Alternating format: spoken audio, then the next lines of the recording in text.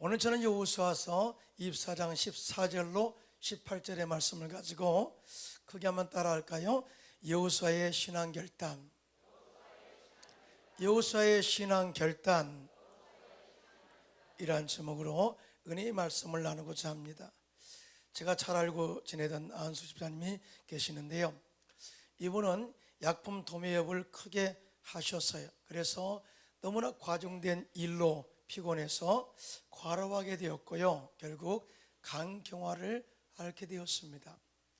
그분을 만날 때마다 항상 안타까운 것은 얼굴이 새카맣게 변해가는 거예요. 이 집사님을 살릴 수 있는 유일한 방법은 가장 잘 맞는 간을 이식하는 방법밖에 없는데, 믿음이 좋은 두 아들이 사랑하는 아버지를 살리겠다고 조직검사를 하게 되었고, 두 아들 모두 다 이식하기에 좋은 진단을 받았습니다. 그런데 영국에서 공부를 마치고 돌아온 큰아들이 먼저 자신의 간을 떼어서 아버지에게 주어서 이식하게 함으로 말미암아서 수술이 잘 되었어요. 그리고 아버지는 건강을 회복해서 그 다음에 보니까 얼굴이 너무나 밝아졌고요, 아주 건강이 완벽하게 회복되어서 사업도 다시 이어가게 되었고요, 그런 간증을 했어요. 내가 이제 다시 산 인생, 남은 생에는 하나님의 영광을 위해서 살아야 되겠다 하는 결단한 모습을 보았습니다. 큰 아들의 결단이 아버지를 살렸고 또 가정에 행복을 가져오게 된 것입니다. 우리 신앙도 결단이 필요합니다. 믿으시면 아멘. 오늘 여호수아는 이스라엘 백성들에게 지금까지 하나님께서 너희들을 이곳까지 이끄셨고 이곳에 정착하게 하신 하나님의 은혜를 생각할 뿐만 아니라 영원히 하나님의 예비하심과 복을 누리기를 원한다면 우리의 네 마음을 결단하라, 신앙 결단을 하여라 하고 이 마지막 유언적 메시지로서 신앙 결단을 촉구하고 있습니다. 우리 역시 하나님의 장구하고 영원한 축복의 은혜를 받기를 원한다면 신앙 결단하여 하나님 말씀에 순종하고 섬김으로 약속된 축복을 받아 누리는 저와 여러분 되시기를 예수님의 이름으로 축원합니다. 자, 그러면 여호수아는 어떤 신앙 결단을 촉구했을까요? 첫째로 이제는 야훼만을 경외하고 온전함과 진실함으로 섬기라, 이렇게 권면을 했어요. 오늘 보면 여호수아서 24장 14절입니다. 시작. 그러므로 이제는 야훼를 경외하며 온전함과 진실함으로 그를 섬기라. 너희의 조상들이 강 저쪽과 애굽에서 섬기던 신들을 치워버리고 야훼만 섬기라 하고 이스라엘 백성들에게 온전한 믿음의 결단을 촉구하고 있는 것을 보게 됩니다. 여러분, 이 말씀 속에 그러므로 이제는 이 단어가 대단히 중요해요. 이 말씀은 무슨 말씀이냐면 너희가 지금까지 하나님을 제대로 섬기지 못했다, 제대로 섬기지 못했으니 이제는 그러므로 야훼를 경외하라, 이 메시지를 연결시켜주고 있는 거거든요. 사실 이스라엘 백성들은 하나님의 엄청난 은혜를 받았고 엄청난 하나님의 기적과 능력을 체험한 사람들입니다. 그럼에도 불구하고 하나님을 경외하지 않았고 온전함과 진실함으로 섬기지 않았다. 그 이유가 있다는 거예요. 그 이유는 너희가 하나님을 제대로 알지 못했기 때문이다 라고 하나님이 하셨어요.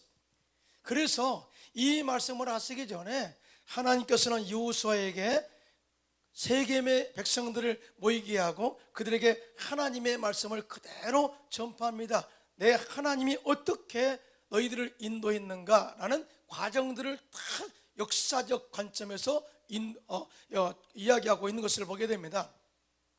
하나님께서 이스라엘 백성들을 택하실 때 먼저는 다른 신을 섬기고 있던 데라를 선택했다는 거예요.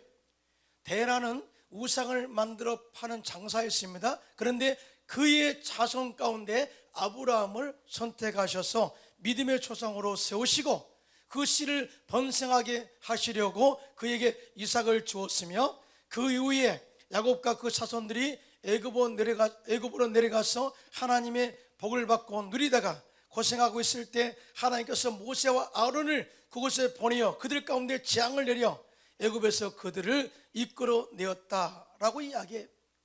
전적으로 하나님의 은혜로, 하나님의 능력으로 그들을 애굽에서 이끌어냈다. 그리고 그 위에 하나님의 능력으로 홍해를 건너게 하셨고, 광야 가운데서 하나님의 보호하심과 지키심으로 말미암아서 광야를 지나게 하였고, 요단강을 건너 이제 너희가 거하고 있는 이 거나안 땅, 아모리 족속과 브리 족속과 가나안 족속과 헷 족속과 기르가스 족속과 히 족속과 여부스 족속과 싸워 이 땅을 너희에게 넘겨주었다. 그런데 이 모든 과정에서 너희가 하나도 한 것은 없다. 전적으로 하나님의 예비하시며 하나님의 인도하시며 하나님의 축복임을 알라 하면서 여호수아 24장 12절로 13절에 정확하게 이 말씀을 전하라 말씀합니다. 시작. 내가 왕벌을 너희 앞에 보내어 그 아모리 족속의 두 왕을 너희 앞에서 쫓아내게 하였나니 너희의 칼이나 너희의 활로서 이같이 한 것이 아니며, 내가 또 너희가 수고하지 아니한 땅과 너희가 건설하지 아니한 성읍들을 너희에게 주었더니 너희가 그 가운데 거주하며 너희는 또 너희가 심지 아니한 포도원과 감람원의 열매를 먹는다 하셨느니라. 아멘. 너희가 지금까지 이곳에 온 모든 과정을 한번 생각해봐라. 너희 힘으로 된 것이 있니? 너희가 선택받은 것은 하나님의 은혜고, 그 과정의 모든 하나님의 역사 가운데 가문의 복을 주셨고 하나님이 하신 것 아니니? 현재 네가 심지 않는 그런 이 포도원의 열매를 먹고 감람원의 열매를 먹고 있는 것도 하나님이 다 예비한 것이 아니냐? 이런 하나님의 놀라운 축복을 누린다면, 누린 것이 하나님의 은혜라고 생각한다면, 전능하신 하나님을 믿는다면, 무서보지 하시고 지금도 우리 곁에서 우리를 도우시고 인도하시는 하나님의 존재를 믿는다면, 그러므로 이제는 너희가 진실함과 온전함으로 하나님을 경외하고 섬기라, 이렇게 말씀을 하고 있습니다. 사랑하는 성도 여러분, 우리가 하나님을 선택하고 섬기는 이 결단은요, 하나님을 아는 만큼 섬길 수 있어요. 우리 크게 한번 아멘 할까요? 하나님이 우리를 구원하셨죠. 이것을 선택적 은혜라고 그래요. 그리고 우리의 죄를 다 사하시고 우리의 모든 죄를 용서하시고 용서받은 의인 되게 하셔서 하나님을 만날 수 있게 하셨고요, 저주를 끊으시고 아브라함의 복을 받게 하셨고요, 질병을 치료하셔서 영생 또 영육간에 강건하시고 영생 천국을 주셨어요. 이것은 내 힘으로 된 것이 아니라 전적인 하나님의 은혜요, 예수님의 십자가의 은혜로 된 것이다. 여러분 크게 한번 아멘 할까요? 이걸 알았으면 이제 결단하고 하나님을 경외하고 온전함과 진실함으로 섬겨라, 이 말씀을 하고 있습니다. 여러분, 하나님을 경외하는 자세를 온전함과 진실함으로 하라, 이렇게 말씀하고 있는데요, 온전함이라는 사전을 찾아보면 본바탕 그대로 고스란히 라는 뜻이에요. 또 잘못된 것이 없이 바르거나 옳은 상태를 온전함이라는 단어를 이렇게 설명하고 있습니다. 그런데 성경에서 말하는 온전함이란 완전함이 아니라 하나님께 드려질 제물을 의미합니다. 여러분, 이스라엘 백성들이 하나님께 드릴 제물은 온전한 제물을 드리는데 흠이 없는 가장 귀중한 첫 태생을 드렸어요. 처음 열매를 드렸어요. 이러한 자세가, 예배의 자세가 온전한 마음의 자세다.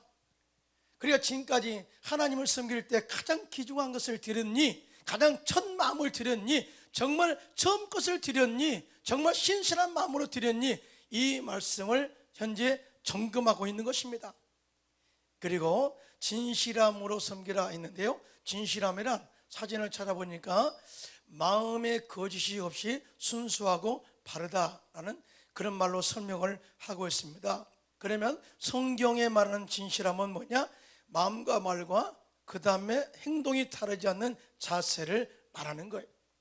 그러니까 지금까지 너희가 하나님을 말로 섬긴다고 했지만 행동에서는 전혀 다른 이 이방신을 섬기고 우상을 섬기는 그 자세는 이제 아니야. 이는 속과 겉이 똑같은 마음으로 하나님을 섬겨 하는 메시지를 주고 있습니다. 사랑하는 성도 여러분, 여호수아가 왜 이렇게 이스라엘 백성들에게 이런 말을 언급했을까요? 이렇게 하는 말은 이유가 있습니다. 여호수아가 이스라엘 백성들을 40년 광야 생활을 다 봐왔어요. 또 뿐만 아니라 가나안 땅을 정복하는 모든 과정 가운데 리더로 이끌었기 때문에 그들의 마음 상태, 심리 상태, 그 다음에 현재 생활하고 있는 모든 상태를 다 점검해 보니 항상 그 속에 위선이 있었고 거짓이 있었고 참됨이 없었고 올바로 믿음의 정죄를 가지고 하나님을 섬기는 그런 모습이 없었다는 거예요.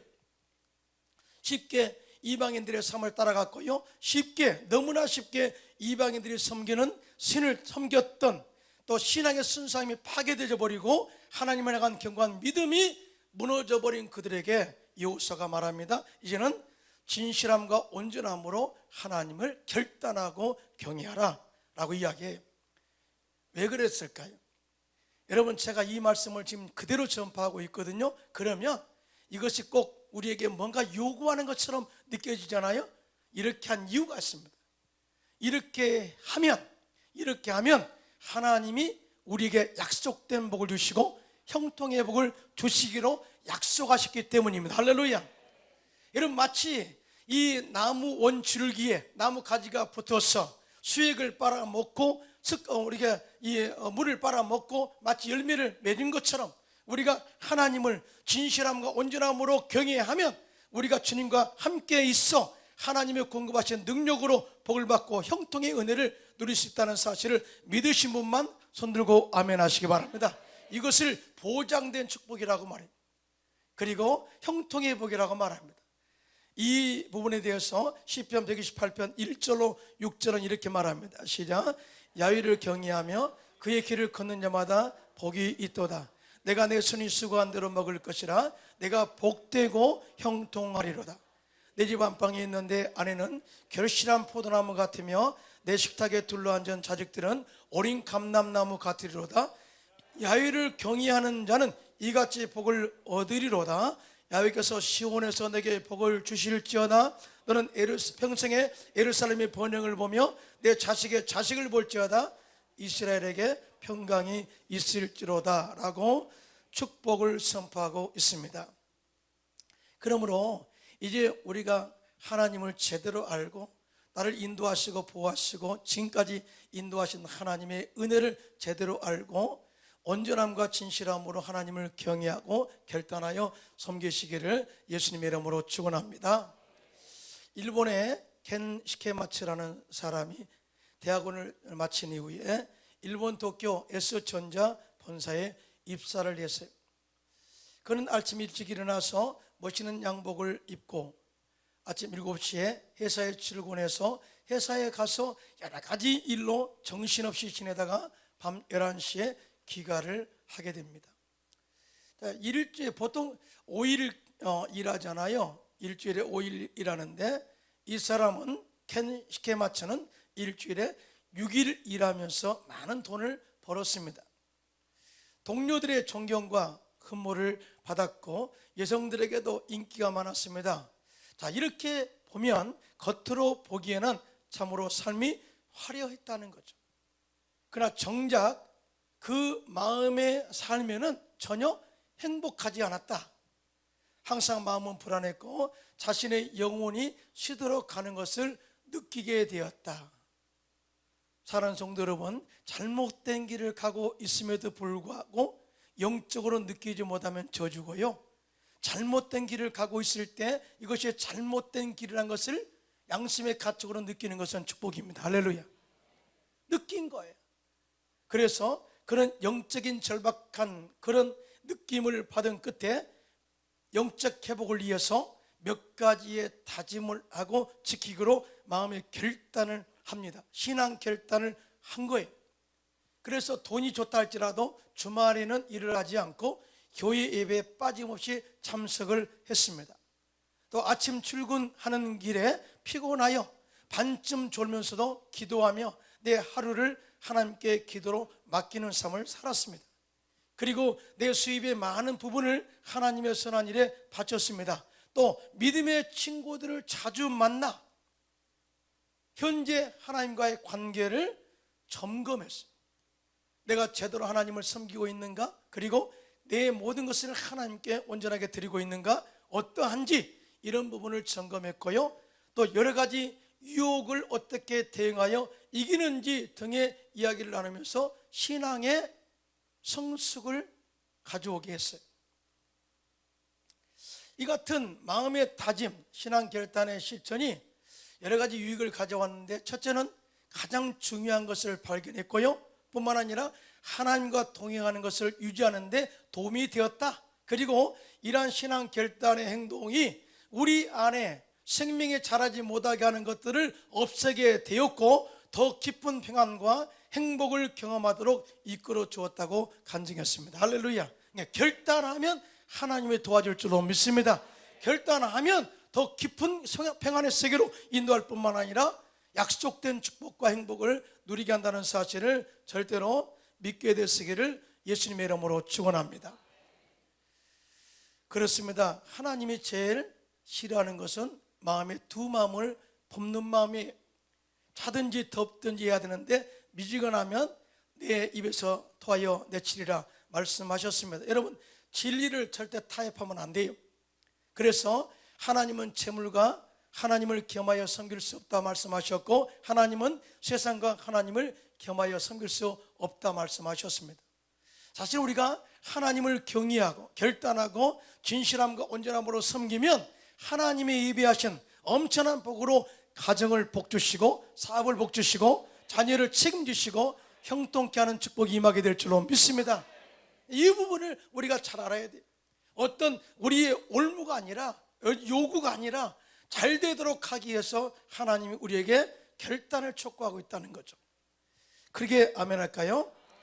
디모데전서 6장 10절로 2절입니다. 시작. 돈을 사랑함이 일만하게 뿌리가 되나니 이것을 탐내는 자들은 미혹을 받아 믿음에서 떠나 많은 근심으로서 자기를 찔러도다. 오직 너 하나님의 사람아, 이것들을 피하고 의회와 경건과 믿음과 사랑과 인내와 온유를 따르며 믿음의 선한 싸움을 싸우라. 영생을 취하라. 이를 위하여 네가 부르심을 받았고 많은 증인 앞에서 선한 증언을 하였도다라고 말씀하고 있습니다. 우리 신앙이라는 것은 영적 싸움이에요. 우리가 하나님을 온전하게 섬기고 또 진실함과 온전함으로 경외하도록 항상 우리 속에 마음의 결단이 필요합니다. 이렇게 결단할 때 마귀의 참소를 막아낼 수가 있고 영적 싸움에서 승리할 수가 있다는 사실을 절대 믿고 결단하시기를 예수님의 이름으로 축원합니다. 우리가 이렇게 어떤 환경에서도 결단하여 온전함과 진실함으로 하나님을 섬기면 우리의 믿음이 견고해지고 또 하나님의 약속된 축복과 은혜와 형통을 받게 된다는 것을 믿고 항상 마음의 결단, 믿음의 결단을 하시기를 예수님의 이름으로 축원합니다. 두 번째, 결단의 자세에 대한. 그러면 우리가 하나님을 경외하고 진실함과 온전함으로 결단하여 하나님을 섬기는데 어떤 마음이냐? 둘째는 뜻을 정하여 오직 하나님만을 섬길 것을 결단하라. 이 말씀을 하고 있거든요. 오늘 본문에 여호수아가 이스라엘 백성들에게 여호수아 24장 15절로 16절 자신의 결단, 뜻을 정한 결단을 이야기하고 백성들에게 뜻을 정하라, 결단을 촉구하는 내용이 나와 있어요. 한번 합독합니다. 시작. 만일 야훼를 섬기는 것이 너에게 좋지 않게 보이거든 너희 조상들이 강 저쪽에서 섬기던 신들이든지 또는 너희가 거주하는 땅에 있는 아모리 족속의 신들이든지 너희가 섬길 자를 오늘 택하라. 오직 나와 내 집은 야훼를 섬기겠노라 하니 백성이 대답하여 이르되 우리가 결단코 야훼를 버리고 다른 신들을 섬기기를 하지 아니하오리니 라고 고백해. 자, 이 여호수아가 영적인 모델로 너희는 하나님만을 섬기도록 결단하라. 이신 저신 섬기지 말고 정말 나는 하나님만을 섬기기로 결단했다. 나뿐만 아니라 내 가족이 그렇게 하기로 결단했다. 이렇게 이야기합니다. 난 뜻을 정했다 그 말이죠. 그러자 백성들이 함께 고백합니다. 우리 역시 결단코 하나님을 버리지 않고 다른 신들을 섬기지 않고 오직 하나님만을 섬기기로 뜻을 정하여 결단합니다 라는 고백이에요. 여러분, 뜻을 정하면 그때부터 하나님이 우리를 돕기 시작합니다.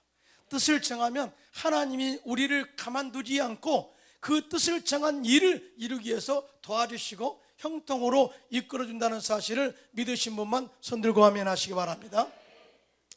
바벨론이라는 나라가 유다를 침공했어요. 그리고 많은 노예들을 그 바벨론 땅으로 끌고 갔는데 그 가운데 왕족 출신이나 귀족 출신 가운데 용모가 뛰어나고 지혜가 뛰어난 사람들을 선발하여 그들에게 갈대아 학문과 갈대아 언어를 배우게 하고 그들에게 왕의 음식과 날마다 포도주를 주어 3년 동안 기르게 하여 그 후에 그들을 왕 앞에, 느부갓네살 왕 앞에 세워서 왕을 섬기도록 준비하였습니다. 그 가운데 다니엘과 세 친구 사드락과 메삭과 아벳느고가 있었는데 그들은 뜻을 정하여 우상에 절한 음식을 먹지 않고 포도주를 먹지 않기로 결단했습니다. 뜻을 정하여. 뜻을 정한다는 것은 엄청난 위험이 따르는 것입니다. 뜻을 정한다는 것은 죽음을 각오한 것입니다. 뜻을 정했다는 것은 왕의 명을 거역한 것입니다. 죽음이 올 수도 있다 그 말이죠. 뜻을 정했다. 그리고 자기의 뜻을 정한 이야기를 환관자에게 이야기하죠. 자, 한번 다니엘서 1장 8절을 함께 합독합니다. 시작. 다니엘은 뜻을 정하여 왕의 음식과 그가 마시는 포도주로 자기를 더럽히지 아니하리라 하고 자기를 더럽히지 아니하도록 환관장에게 구하니. 그래. 환관장이 누구냐면은 다니엘과 세 친구를 교육하던 사람이에요. 자, 그러면 이 환관장은 누구의 말을 들어야 돼요? 왕의 말을 들어야 돼요. 왕의 말을 거스리면 환관장이 죽습니다. 자, 그런데 놀랍게도 성경은 이렇게 증언합니다. 하나님이 다니엘로 하여금 환관장에게 은혜와 긍휼을 얻게 하셔서 다니엘이 제안한 요청을 받아들이게 합니다. 기적이거든요. 도저히 있을 수 없는 일이에요. 다시 말해서 이 환관장이 왕의 명을 거역하고 다니엘의 제안을 받아들이는데 이렇습니다. 앞으로 11일 동안 우리는 왕의 산의 진미를 먹지 않고 채소와 물만 주십시오. 그것만 먹고 우리는 살겠습니다. 그리고 다른 사람에게는 뜻대로 산의 진미를 주십시오. 그리고 난 이후에 열흘 후에 상태를 점검하시고 판단하십시오. 자, 이렇게 11일 동안 물과 채소를 먹은 이후에 열흘 후에 그들의 얼굴이 더욱 아름답고 살이 더욱 윤택하여 왕의 음식을 먹은 타는 소년들보다 더 좋아 보였다. 증명된 거죠. 이렇게 해서 환관장이 다니엘을 신뢰하게 되었고 또 하나님의 살아계심을 입증하게 되었고요. 그 음식을 3년 동안 공급을 받게 됩니다. 그런데 더 놀라운 하나님의 은혜가 임하게 되었어요. 그 이후에 하나님께서 이 네 소년에게 학문을 주시고 모든 서적을 깨닫게 하는 지혜를 주셨고 다니엘은 또 모든 환상과 꿈을 깨달아 알게 하셨더라. 할렐루야. 그 위에 느부갓네살 왕이 지혜로운 다니엘을 바벨론 온 지방을 다스리게 하고 또 바벨론 모든 지혜자의 리더로 세웠고요. 뿐만 아니라 왕이 다니엘의 요구대로 사드락과 메삭과 아벳느고를 세워 바벨론 지방의 일을 다스리게 하였다라고 엄청난 하나님의 높이심과 하나님의 살아계심을 증거하는 영향력 있는 자로 세웠다는 거죠. 여러분 믿으시면 아멘. 제가 저번 주에 우리의 신앙의 정점은 변화라 그랬어요. 변화가 되지 않으면 절대 하나님의 은혜를 체험할 수 없다. 그런데 오늘은 신앙의 최고의 정점은 두 번째는 영향력입니다. 영향력. 종으로 끌려간 종들이 바벨론 느부갓네살 왕, 당시에 세계를 통치했던 느부갓네살 왕 바벨론에게 바벨론에 가서 바로 살아계신 하나님의 자녀의 삶이 이렇습니다라고 하는 것을 보여준 거죠. 이게 영향력이에요.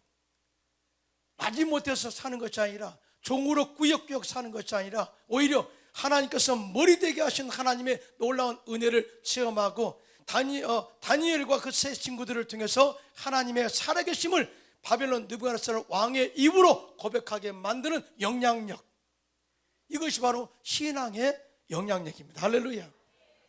그렇게 다니엘을 그렇게 멋지게 쓰신 거예요. 그러므로 우리 역시 세상 속에서 하나님을 제대로 믿고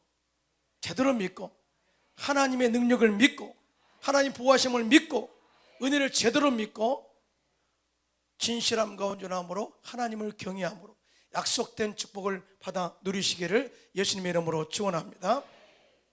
뜻을 정하면 하나님이 도와주셔요. 뜻을 정하면 하나님께서 불가능을 가능케 해 주십니다. 뜻을 정하고 찬양하고 기도하면 응답하시고 하나님께서 그 사람을 멋지게 사용할 줄로 믿습니다. 하나님의 다윗을 사랑하시고 다윗의 가문에서 메시아가 나오게 했을까요? 그것은 다윗이 하나님께 듣는 그런 신앙의 자세. 시편 57편 7절로 8절입니다. 시작. 하나님이여 내 마음이 확정되었고 내 마음이 확정되었사오니 내가 노래하고 내가 찬송하리이다. 내 영광아 깨울지어다 비파와 수금아 깨울지어다 내가 새벽을 깨우리로다 라고 고백하고 있는데, 이 시편 57편은 다윗이 사울에게 쫓겨다닐 때 쓴 시예요. 여러분, 환경은 너무나 힘든 거예요. 환경은 죽을 고비를 넘기는 거예요. 환경은 너무나도 찬양하기에 합당하지 않은 환경이, 그럼에도 불구하고 나는 하나님께 찬양하기로 결단했습니다. 뜻을 정했습니다. 내 마음을 확정했습니다. 그리고 이 어려운 상황 가운데 하나님을 찬양하고 기도하기로 새벽에 내가 깨어 기도합니다 라는 결단이에요. 사랑하는 성도 여러분, 신앙은요 하나님과 나와의 관계예요. 누구 때문에 내가 시험 든다? 누구 때문에 내가 신앙을 잃어버린다? 내가 누구 때문에 교회 안 나간다? 내가 누구 때문에 내가 하나님 떠나버리겠어? 이거는 아주 초보적인 신앙이에요. 절대 그런 어리석음을 행하지 않기를 예수님의 이름으로 축원합니다. 오직 하나님, 우리가 믿는 하나님이 누군가를 제대로 알아야 되는데요, 여러분, 예수님이 이 땅에 오실 때 죽으러 오셨어요. 여러분, 세상에 잘되기 위해서 오신 사람들이 다 있죠. 다 잘되기 위해서 태어났죠. 그런데 죽으러 태어나신 분이 딱 한 분 계세요. 예수님이세요. 이해가 됩니까? 이해가 안 되잖아요. 그런데 죽으러 오셨어요. 인류 조상 아담과 하와가 선악과를 따 먹음으로 말미암아 영이 죽어 죄악 가운데 마귀의 종으로 살아가는 인생들, 저주 가운데 행복을 누리지 못하는 인생들, 질병으로 고통당하다가 결국은 지옥 갈 인생들이 너무나 불쌍한 거예요. 그래서 아버지의 뜻에 따라 사람의 몸으로 태어나기를 뜻을 정하여 결단하고 이 땅 가운데 육신의 몸으로 오신 거예요. 그리고 십자가에 죽으심으로 말미암아서 우리를 죄에서 구원하시고 저주를 끊으시고 아브라함의 복을 주시고 모든 우리의 질병을 치료하셔서 영생 천국을 주시기 위해서 이 땅에 죽으러 오신 거예요. 죽으러. 여러분, 죽으러 온 사람이 있어요? 근데 예수님은 죽으러 오셨어요. 제가 헝가리에서 선교사로 사역할 때, 헝가리는 기독교 역사가 천년입니다. 그러다 보니까 시골에 가면 교회가 있는데요, 교회마다 옛날에 성도들이 은혜 받고 그린 명화들이 참 많아요.